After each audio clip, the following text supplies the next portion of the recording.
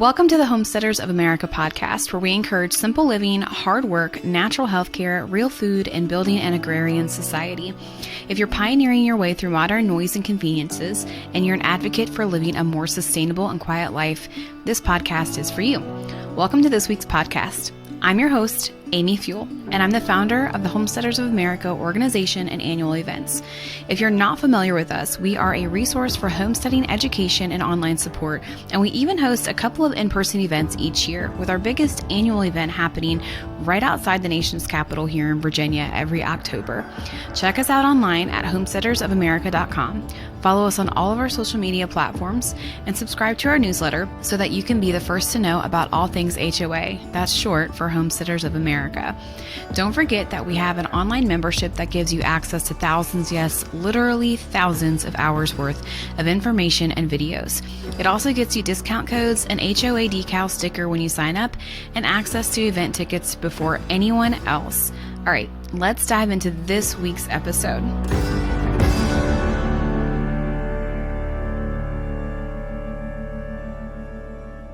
Welcome back to the Homesteaders of America podcast. This week we have Grace with us. Welcome to the podcast, Grace. Hey, thank you so much for having me. Yeah, you guys might know her as the Shepherdess. A few months back, maybe even a year ago now, my husband and I actually found her online and we were watching some of her videos, maybe like some of you. And I was just like, hey, I like this girl. She's my kind of people. I'm going to keep watching her. So welcome, Grace. How about you tell us a little bit about yourself and what you do? Absolutely. So I'll give you a 1,000-foot view of my farm here. So I'm in Northeast Texas on 30 acres, currently leasing the land from my family. I am running Dorper Sheep as a primary enterprise for my farm business, and sheep are really ideal for my small acreage setup. Alongside them, we run beef cattle as a complementary, as well as the laying hens. Those aren't really a for-profit operation, unless we're speaking in terms of the land. But yeah, that's a little bit of a 1,000 foot. Yeah.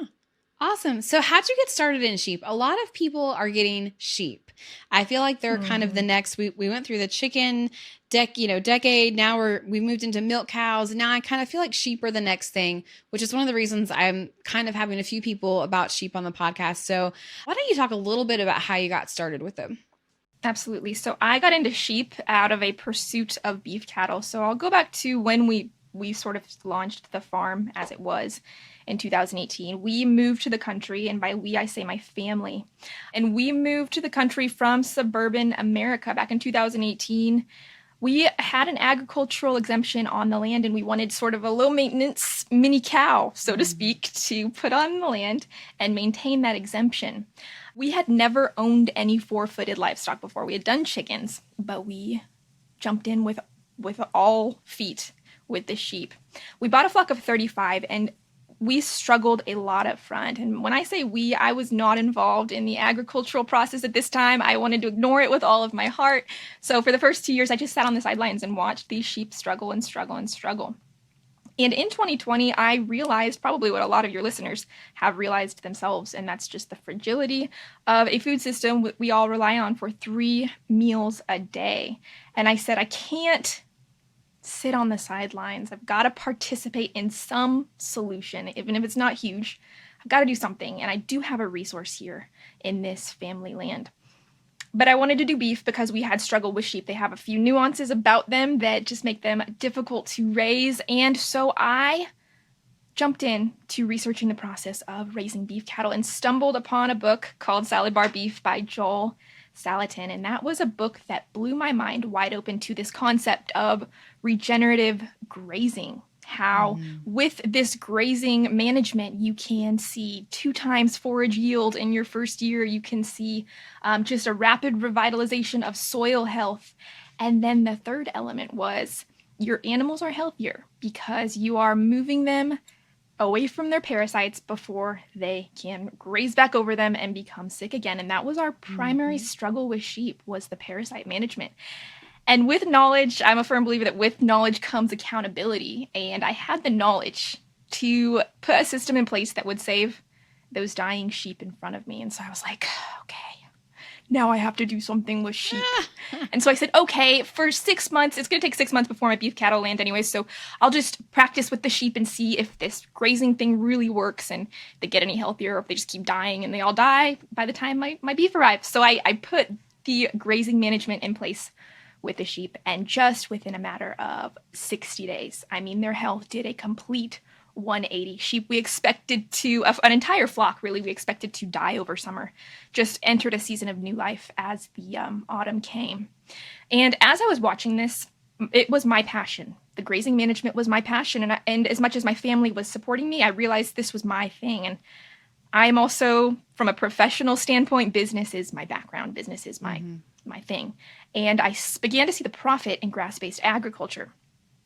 And the reality is that sheep, if you can manage them and get their nuances under control, they are about, for me, in my context, they were about 4 times more profitable than my grass-fed beef plan. Wow. As far as revenues go. And so I said to my family at that point in time, I said, I want to buy this flock and I want to pursue it as a for-profit business opportunity for myself. So they sold me the flock I wanted to drown in the river.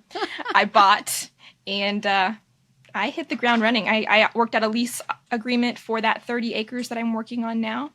And the rest is, well, kind of history, I guess. Yeah. 3 years isn't really history yet, but yeah, you've done a lot in 3 years. My goodness, that's amazing. And I think it shows people that it's totally doable. Like, especially new homesteaders who just get started. I mean, it took you no time to get those sheep going, and obviously you've learned a lot during that time too. So why don't you tell us a little bit about the sheep that you have and what their purpose is and how you kind of use them for your business? Absolutely. So they are a Dorper sheep. They're a hair sheep and not a wool sheep, and they are a meat sheep. So their primary product is meat. And hair sheep, a lot of your listeners probably are familiar with, but being that wool is, unfortunately, I mean, in the mainstream, it doesn't hold a lot of value. So the hair element, the sheep shed their coat instead of having to be shorn, and that just minimizes a lot of the financial liability that comes with raising sheep. And then the meat quality is different on a hair sheep versus a wool sheep. A lot of people will say, I've tasted sheep before, it just got this really gamey flavor, it's really gross. Hair sheep are different in that the meat is a little more palatable, especially to an American consumer who it's not part of their daily life. And so the meat from a Dorper sheep just tastes like a really high quality beef as far as my family has tasted it. Wow, that's awesome. And so, okay, I didn't ask this in the beginning, but where are you located? Mm-hmm. Oh, I'm sorry. We are in Dallas. We're northeast of Dallas. So about an hour east. Right. And so that so a lot of times we have people ask if they don't know, if we haven't said it in a podcast episode. So that kind of helps people generalize like regenerative agriculture. So that actually, this opens up a new question. How does that work in Texas? So what is your climate like there? In your YouTube videos, I wouldn't have guessed Texas because your pastures look amazing. Mm-hmm. And so can you break that down a little bit, what that looks like for your area? And if it works, does it work like Joel Salatin's method, or have you had to use some different methods? So every farm is different, and I've really had to adapt to, in a sense, farm for myself. I had to think for myself in a lot of ways. But as far as the climate question, just getting straight down to it, we're about an hour away from the Louisiana border. So we are very wet in comparison to the rest of Texas. We're about 47 inches of average annual rainfall. So we're not really typical Texas weather at all, or what people think of. So yeah, so you're pretty good with regenerative type things. All right, let's talk a little bit about you mentioned you have a business background. So what was the point that you realized, where did you kind of figure out that your sheep were going to make more than your beef cattle? Because there are a lot of people going into sheep, like we're getting into sheep for dairy, but most people get into sheep for meat. So kind of break that down a little bit. Right. So from a business background, I just sort of did some preliminaries. I set a business plan and I did market research, which it's a bit humbling because a local rancher actually encouraged me to do something that I should have done first as a business person. But market research is essentially thinking backwards in the process and finding your customer first. In marketing, there is the 4 original principles of marketing, which is product, price, place, and promotion. Well, you need to think of place and promotion first if you're going into things for profit. So for me, that process looked like of realizing I could make more from sheep than beef. Was the first and most fundamental thing I did was I just toured the farmers markets in a 1.5 hour radius surrounding my farm. And as I was doing that, I was just scouting it out. Okay, how many people are selling grass-fed beef? Well, the market was saturated. There was about 2 or 3 vendors at every farmer's market that were selling really good quality grass-fed beef, and they had a clientele. And farmers markets, I mean, people are loyal. And as I was doing that, I was also looking at the people that were selling sheep or lamb. And it was kind of touch and go. There was 1 or 2 here and there, but I was also looking at the price per pound on that lamb. And for example, ground lamb was at $13 a pound. Standard baseline average. Ground beef was at $8 a pound. And so I kind of thought to myself, okay, on a local level, there may be an opening here. Also, because of my digital marketing background, I started to do things like surf Facebook pages where I knew I could plug my farm or what I had to offer, and realized that there was not only a demand for meat, but there was also a demand for sheep, period. There is a lot of demand in the small scale farming arena, and people are just realizing, hey, I can do a lot more with sheep on 2 or 3 acres than I can with a beef. You have to have a breeding pair, and then, at the breeding pair, you're already maxed out on 2 acres. But if you have a sheep on 2 acres, I mean, you can get a breeding pair and then run 3 additional, moms aside from it.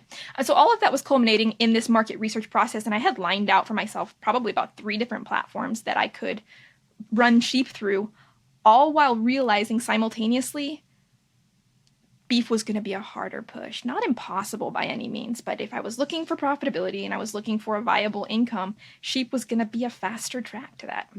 Oh, one more thing in that market research was the conventional market pricing. Now, I advocate direct-to-consumer 100%, but I did, just as a matter of business, go take a look at the conventional markets for beef and sheep. And in doing that, I realized on the hoof, sheep were bringing twice per pound what beef were bringing. And then I delved a little deeper. If people watch my YouTube channel, I delved a little deeper into sort of the dirty politics that surrounds the beef industry, and realized, okay, the sheep industry doesn't necessarily have that stranglehold. And while I advocate for fighting back, I mean, there's a little bit of opportunity in the small ruminant sector. Yeah, absolutely. The other thing that someone told me once, which made our decision, because we were thinking about, do we get another dairy cow or do we go try a dairy sheep? Not that this episode's not about dairy, but one of the things that made me make my decision was a lot of sheep have twins where most cows don't, and so, some people were saying to me like, well, you have 2 babies you can sell or 2 babies you can butcher versus, and so that was a big deciding factor for us too in getting sheep that I've really kind of enjoyed exploring. So, well, let's talk a little bit about your pasture setup. So you're running your farm like a regenerative farm. How does that work with sheep? Are sheep harsher on your pasture than a cow, or is it the opposite? Are they better on your pasture than a cow? That kind of helps people make a decision too. Absolutely. So I would say it is equal, and it just comes down to management, period, and getting an understanding. So cow people will complain about sheep that they'll tear up the grass by its root systems and all of that. That typically only happens if you let them eat the grass down to the root systems.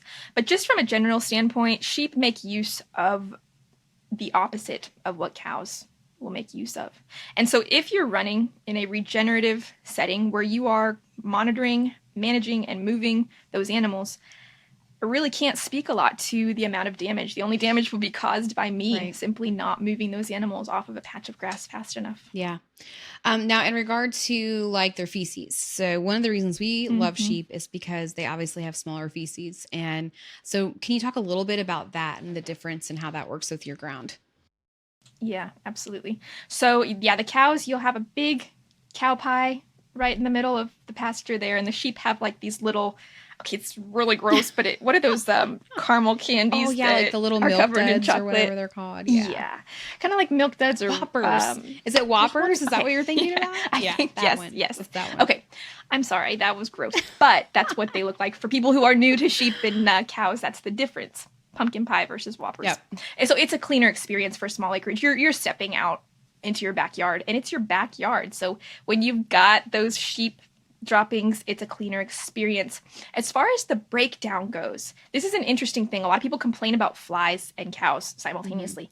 You don't have that problem with the sheep droppings at all. And so that is a big pro. As far as monitoring the breakdown, I have not monitored side by side like which one breaks down faster at all, but there are a lot of pros with respect to the sheep over cows in that respect. For sure. Especially on small acreage. I think a lot of people are waking up to the fact that, they wanted, a steer or wanted a milk cow, whichever option they wanted to go with. And they're realizing, okay, well, maybe that's a little bit too much for my property, but hello, sheep, it's something people never thought about.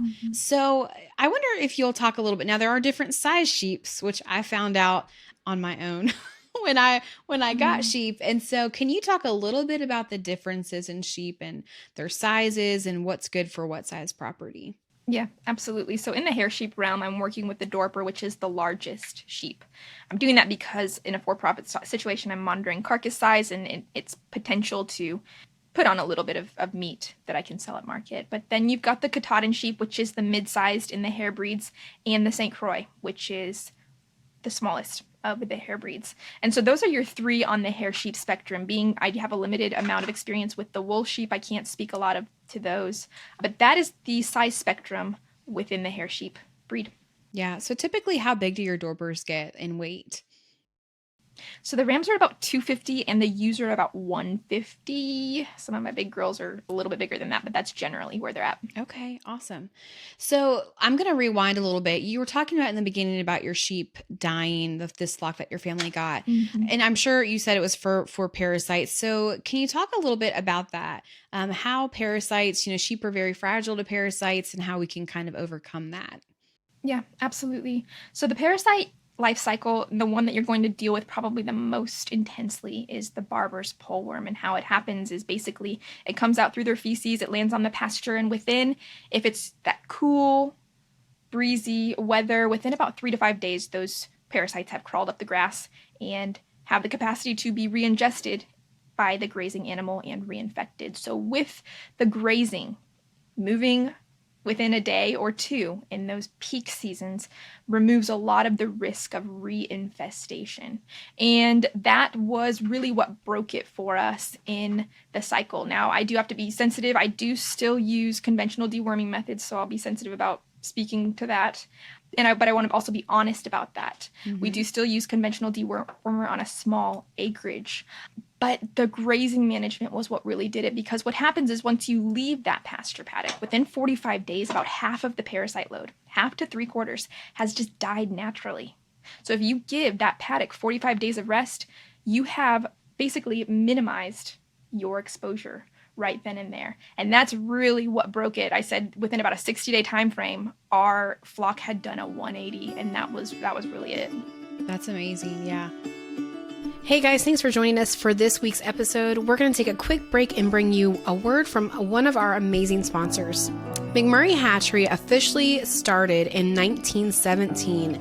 Murray McMurray had always been interested in poultry as a young man and particularly enjoyed showing birds at the local and state fairs. Nowadays, the hatchery is still completely through mail order, but they offer way more than ever before. From meat chicks and layer hens to waterfowl, ducklings, goslings, turkeys, game birds, juvenile birds. They even have hatching eggs and a whole lot of chicken equipment. Make sure you check out our Homestead of America sponsor, McMurray Hatchery, at mcmurrayhatchery.com and get your orders in today. And don't forget to stop by their booth at the 2023 HOA event. Now you have some stuff on your website, like you have starter packages, right? That people can kind of go to and see what you use. We'll link all that information obviously in the show notes, but I know for me, it was helpful because there's not a whole lot of sheep information online. And so, when we're looking for, I'd like to prepare ahead of time. With certain products, because you never know what you're going to get into with any kind of livestock. I did this with our cow as well. So what are some tools and some vitamins or minerals or wormers or antibiotics that you like to keep on hand for your sheep? Yes, right. So I keep a general dewormer on hand for the barber's poleworm and a general dewormer on hand for coccidia. And then I also keep what's called a vitamin B on hand. This is just a vitamin that you can give. It's very fast acting and it just deals with any stressful situation that the sheep has come through. I have this on standby 100%. And then I also keep an iron supplement on hand for sheep. Being that parasites and depending on the season and the life stage are very difficult on sheep, if you give them an anemia supplement, an iron supplement, it can really put them back on their feet really, really fast. So those are my top 4 that I keep on hand at all times. And for lambing, you're going to want to keep something on hand. It's a supplemental colostrum, and that's something that has just saved a lot of lambs on my farm. I have a 15-piece essentials kit that's really something, I call it my first aid kit for sheep, and those are the 15 pieces I'm jumping for, or the 15 pieces that have historically on my farm saved life when it's on the brink. But those are my top 4. Yeah. Yeah. And those are things that a lot of people don't think about. You know, a lot of people jump into sheep or cows or whatever, and they have nothing. So I know for us, when we first got our sheep, I had so many questions because they had like this respiratory stuff from being shipped, even just a short distance. And I had zero idea what to do, which I'm sure most livestock owners, you know, I knew how to treat a cow just because I grew up around it, but I wasn't quite sure about sheep. And so we've done a lot of research, a lot of reading, and to kind of figure out the health of sheep. So are there any books or anything that you recommend to new sheep owners or future sheep owners that they can kind of look through? Yeah, absolutely. So I would recommend the Story's Guide to Raising Sheep. And that's going to give you an overview of everything. It's kind of a scary book to look at because, you know, you start to get paranoid. But if anything weird is happening to your sheep, that's just going to be the baseline. The interesting thing about my journey personally is that I did not read any sheep books until maybe about last year. I read pasture management books. And that really, and I want to stress that because that was something that really improved the health of our animals on whole. As far as the conventional stuff, we just touched base with local ranchers, local people who were raising the same thing as us in the same climate.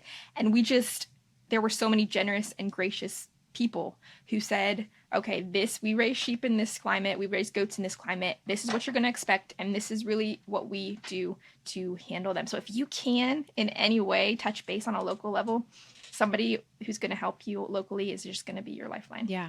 Now you're working on a book too, right? I am. I do have is people watching? For people watching, it's The Basics of Raising Sheep. This is a paper copy of the front side. This is going to be basically the kindergarten and first grade for sheep owners. And I think in that terms because, you know, in kindergarten and first grade, the most important thing that you can do for an education is get a visual idea of what problems are and get advice on how to fix them. So basically in that book, it's the good, the bad, and the ugly of our first 5 years with sheep. All of the problems we encountered, how we treated them, how we brought a lot of sheep out of some difficult situations that were caused, and I have to be honest, that were caused simply because we were beginners. We didn't know how to watch for problems. We didn't know how to treat them in their early stages. But this book gives a lot of real good pictures of sick sheep, healthy sheep, and what to watch for in between and how to treat them should you choose to do that. Yeah, that's awesome. And that's super necessary for right now. So I'm glad that's super cool. You have a cover on it. When will that be published? When will it be out for people to buy? Lord willing, we're looking at the middle of August, and it's going to be hopefully a ready-to-ship product, so you'll have it in hands shortly after you purchase. Okay. And do people have the option to pre-order it yet, or? No pre-orders yet. I'm still waiting on a printing date. Probably by the end of this month. If you follow me on Instagram or Facebook, I'll send out more updates. Yeah. So what we'll do, guys, is we'll link her website below, and you can kind of get updates there if you don't already follow her online, depending on when this recording comes out. If it's come out after the book comes out, then we'll obviously grab that link below and share it. All right. I've got a couple more questions for you, and then I will let you go. You've already been like a wealth of information in such a short amount of time. So you said you have 30 acres. Are you running your sheep on all of those 30 acres, or you only have certain spaces of that acreage for your sheep? So I only have about 23 acres available for the sheep. The remaining 7 is front yard, backyard. We'll use it in emergencies like drought or where we just need to stretch pasture in low rainfall. Last year was a bit of a difficult year, so we used the full 30.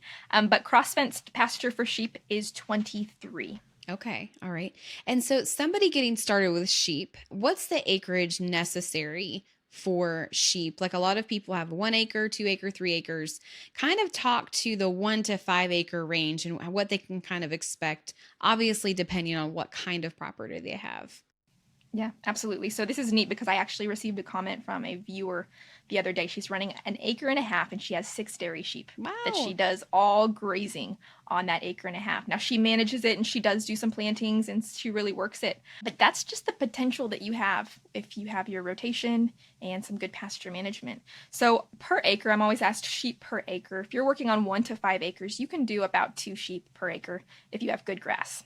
And that is something you can grow. You can grow your flock from there, but I'd start with 2 per acre. And the reason I say this is because if somebody's on 3 or 4 acres, that is 6 ewes and a ram. Well, what happens in 9 months? Right. They twin or they lamb at a rate of 1.5, and all of a sudden you have a flock of 10 or 15. Yeah. So the capacity to grow really fast is there. But starting small will allow you to really manage those problems on a small scale before those babies start dropping and you have large scale flock. Yeah.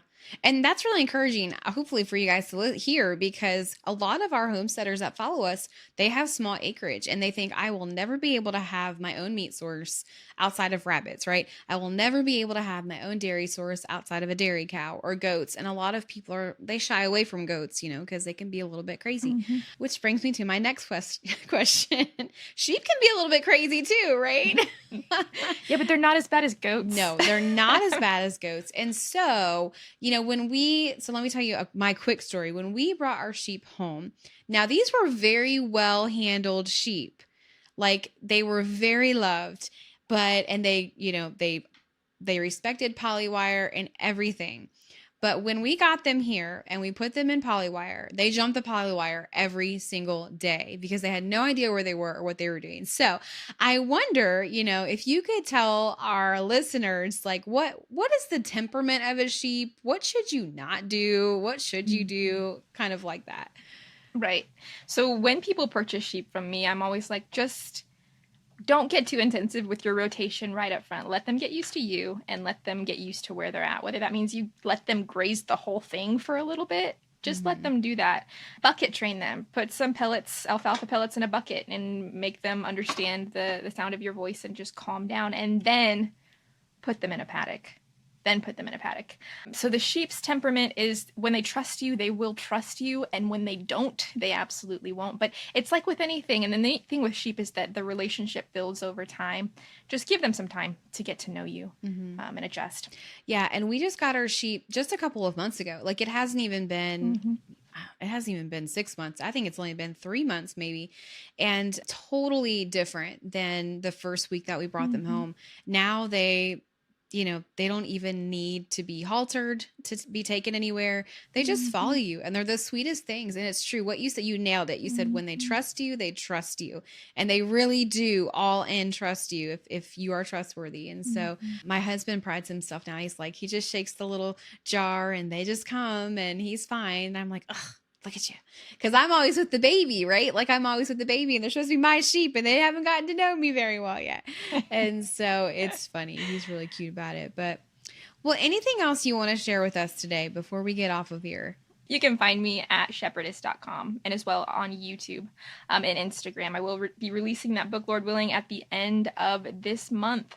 But I just really want to encourage people out there who are starting. You can start with a bit of an inferiority complex, but the reality is whether you've been in this for 2 years, 2 months, 2 weeks, or 2 decades, you're always going to feel the same way. I mean, the more you learn, the more you realize you have to learn. So don't really let the fact that you don't know anything yet hold you back. We are at a place where we need more people to do this on a small scale. I mean, small food is going to be the backbone of our nation.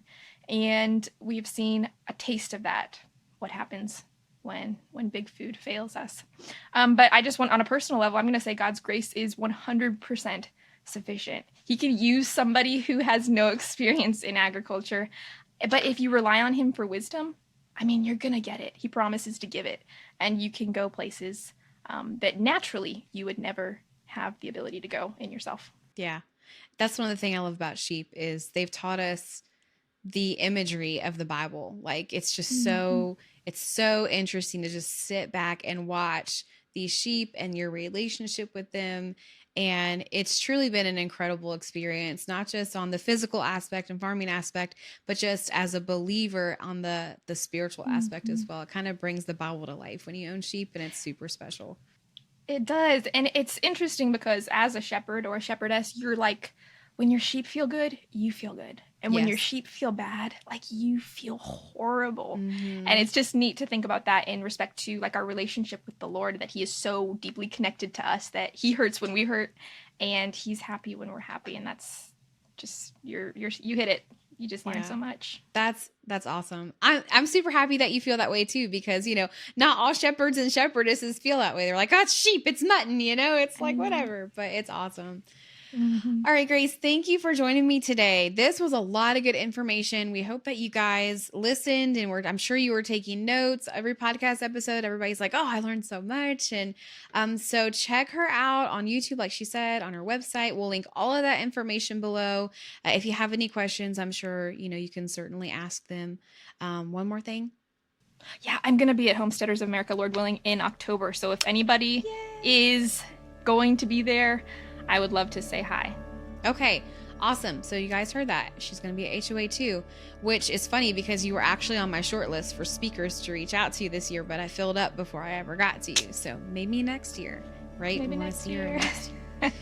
All right. Until next time, guys, have a great one and happy homesteading. Hey, thanks for taking the time to listen to this week's Homesteaders of America episode. We really enjoyed having you here. We welcome questions, and you can find the transcript and all the show notes below or on our Homesteaders of America blog post that we have up for this podcast episode. Don't forget to join us online with a membership or just to read blog posts and find out more information about our events at homesteadersofamerica.com. We also have a YouTube channel, and follow us on all of our social media accounts to find out more about homesteading during this time in American history. All right, have a great day and happy homesteading.